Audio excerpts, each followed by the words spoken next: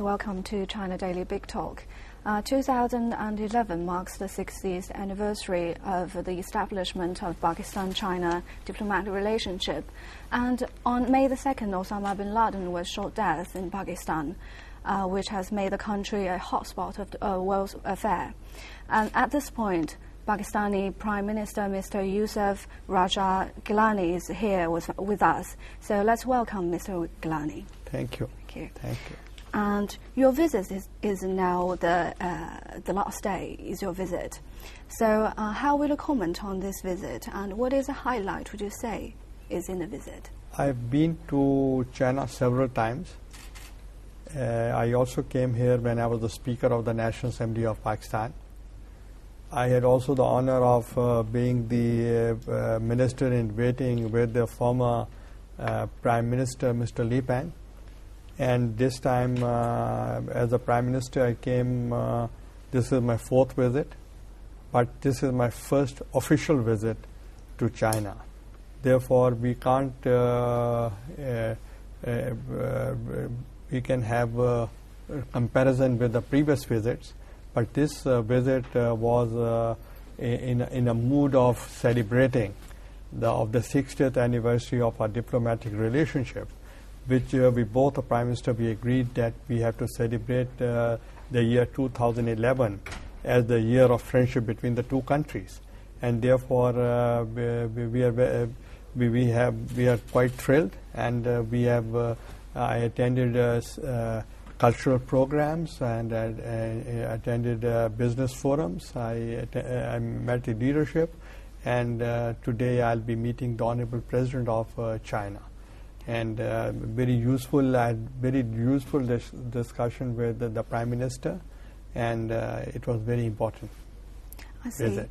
I noticed that trade and investment agreements have been signed a lot at this time. Right. So, in what sectors, for example, infrastructure, construction, or mining, or energy? We have a lot of cooperation between China and Pakistan in the defense sector, in the energy sector, in the agriculture sector, in the science and technology. In many areas there is a cooperation, and we have signed a lot of agreements in these areas. I see. Actually, your visit at this time point has caught some guesses, because sayings are your visit here, the main purpose may be to balance your diplomatic strategy of the global, to balance the possible hurt of U.S., Pakistan. I agree with you that there had been incident of the killing of Osama bin Laden, but my program was already planned. And it was earlier planned. That was not because of the incident. Okay. But coincidentally, that incident and my visit coincided. So the main purpose of your visit this time is still to boost the ties with China, right? China is a time-tested and all-weather friend, and we have excellent relations with China. And last year, Prime Minister China visited Pakistan. And this year he invited me for bilaterals, and I'm visiting China, and naturally when there is a high-level exchange of visits between the two countries, that always improves the relationship. Yes. And certainly my visit would enhance our relationship. You see, the relationship between China and Pakistan has been already very successful and very long-standing. But so I just want to know, during this visit, in what sectors are the two countries going to deepen their ties? We have, as I mentioned earlier, that we have a cooperation between the two countries in multidimensional cooperation in almost all the fields. But our main my main focus this time was more on economic ties, economic relations. We have to improve that. Okay. So did you get what you want in economic areas this time? We always trust China. Yeah. So you get what you want. So the they always cooperate with us. Okay. And I'm thankful to them. So would you say your visit this time is pretty satisfied?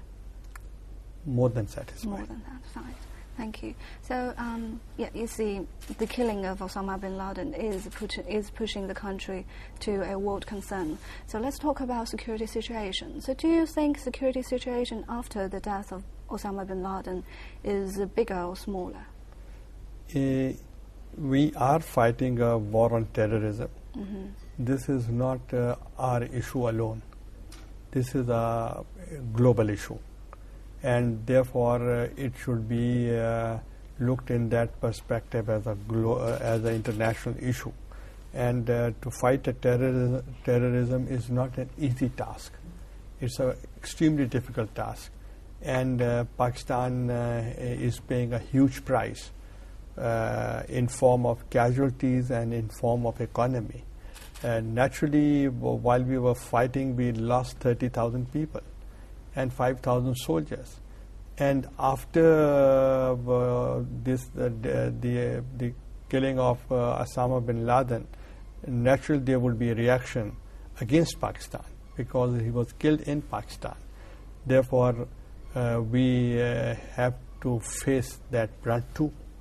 Therefore, the world should understand to strengthen our capacity to fight against terrorism. And instead, to talk against Pakistan, they should rather appreciate the sacrifices made by Pakistan. So what plans do Pakistan now have to dealing with the challenge? Certainly, Pakistan has a strategy to fight against extremism and terrorism. I have evolved a strategy of 3 Ds. That is dialogue, development, and deterrence. So we can have dialogue with those people who decommission themselves, who surrender themselves before the political agent. And at the same time, the areas which are deprived, we have to do development in those areas. Because I am not in favor of military actions, because military actions should be the last resort. And the force should not be put into practice all the times. If the force is put into practice all the times, then the authority would be eroded. Therefore, there should be an exit strategy. And for exit strategy, we have to have military actions to be supported by economic agenda, by social agenda of those areas. If we win militarily, but if we lose through the hearts and minds of people, that means we have not won the war. Therefore, my second on the agenda is that development. So there should be more education, more health facilities, more infrastructure, more opportunities for jobs and businesses, so that the people should prosper and they should not look towards militants. And that's my second. And the third, which I say the deterrence, it should be the last. But as far as Afghanistan is concerned, they are our good neighbors, and we are friendly with Afghanistan.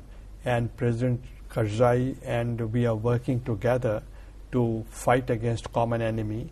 Therefore, common enemy is the terrorist. Those they are the militants. Therefore, we have to fight with them, and we should evolve a common strategy, because we have no interest in Afghanistan. My interest in Afghanistan is a peaceful, stable, prosperous, sovereign, independent Afghanistan. That's my desire and my dream. So, because we are at the moment, we have accommodated more than 3.5 million Afghan refugees in Pakistan. So, when the things would be normal, then they'll also go back to their own country, and they contributed a lot in their own country as well. But Pakistan, at times, we are being criticized as if we are problem. We are not problem. We are the part of solution, and we can facilitate any reconciliation process which is Afghan owned, and it should be totally Afghan-led. We are ready to support I see. any Afghan-led process for reconciliation. I see. So you were saying regional development itself actually is very important in anti-terrorism efforts. So am I right? You are absolutely right. Yeah. So I just want to know, so what do you think China can do in this kind of international cooperation, and how can China... In fact, China is already doing some cooperation in Afghanistan. And naturally, in the region, China is the important country